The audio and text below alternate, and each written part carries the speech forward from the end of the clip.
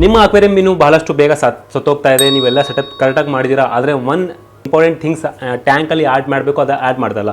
ಬಹಳ ಜನ 99% ಏನು ಮಾಡ್ತಾರೆ, ಟ್ಯಾಂಕ್ ಸೆಟಪ್ ಮಾಡ್ತಾರೆ, ಅದರಲ್ಲಿ ಹೀಟರ್ ಹಾಕ್ತಾರೆ, ಫಿಲ್ಟರ್ ಹಾಕ್ತಾರೆ, ಎಲ್ಲ ವಸ್ತು ಬೇಕಾದ ಆ್ಯಡ್ ಮಾಡ್ತಾರೆ. ಆದರೆ ಒಂದು ಇಂಪಾರ್ಟೆಂಟ್ ಥಿಂಗ್ಸ್ ಅದರಲ್ಲಿ ಆ್ಯಡ್ ಮಾಡಲ್ಲ. ಅದಕ್ಕಿಂತ ಏನಾಗುತ್ತೆ, ಫಿಶಸ್ ಕೆಲವೊಮ್ಮೆ ಬೇಗನೆ ಸತ್ತೋಗ್ಬಿಡುತ್ತೆ, ಕೆಲವೊಮ್ಮೆ ಬೇಗನೆ ಕಾಯಿಲೆ ಬಂದುಬಿಡುತ್ತೆ. ವೈಟ್ ಸ್ಪಾಟ್ ಇರ್ಬೋದು, ಬ್ಲ್ಯಾಕ್ ಸ್ಪಾಟ್ ಇರ್ಬೋದು, ಈ ಥರ ಆಗಿಬಿಡುತ್ತೆ. ಅದಕ್ಕೆ ಏನಂದರೆ ಥರ್ಮೋಮೀಟರ್ ಬಹಳಷ್ಟು ಇಂಪಾರ್ಟೆಂಟ್ ಟ್ಯಾಂಕಲ್ಲಿ.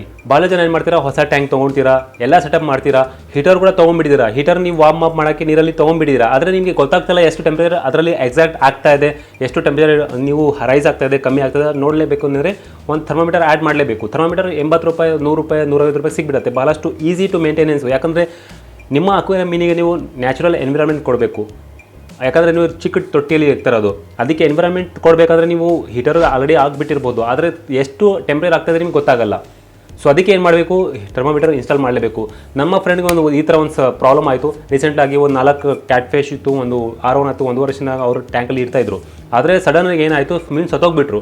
ಏನಕ್ಕಂದರೆ ನೋಡಬೇಕಾದ್ರೆ ಅದೇನು ಪ್ರಾಬ್ಲಮ್ ಆಗಿದೆ ಅಂದರೆ, ಟೆಂಪ್ರೇಚರ್ ನೀವು ಹೀಟರ್ ನಾವು ಖರೀದಿಸುವ 250 ರೂಪಾಯಿಗೆ, ಅದು ಭಾಳಷ್ಟು ಚೀಪ್ ಕ್ವಾಲಿಟಿ ಹೀಟರ್ ಅದು. ಅದರಲ್ಲಿ ಸೆನ್ಸರ್ ಇರುತ್ತೆ. ಸೆನ್ಸರ್ ಏನು ಕೆಲಸ ಮಾಡುತ್ತೆ, ನೀವು ಎಷ್ಟು ಟೆಂಪ್ರೇಚರ್ ಇಕ್ತೀರಾ ಅಷ್ಟು ಆಗೋ ತನಕ ಆನ್ ಆಗಿರುತ್ತೆ. ಸೆನ್ಸರ್ ಅದು ಆಟೋಮೆಟಿಕ್ ಆಫ್ ಮಾಡಿಬಿಡುತ್ತೆ.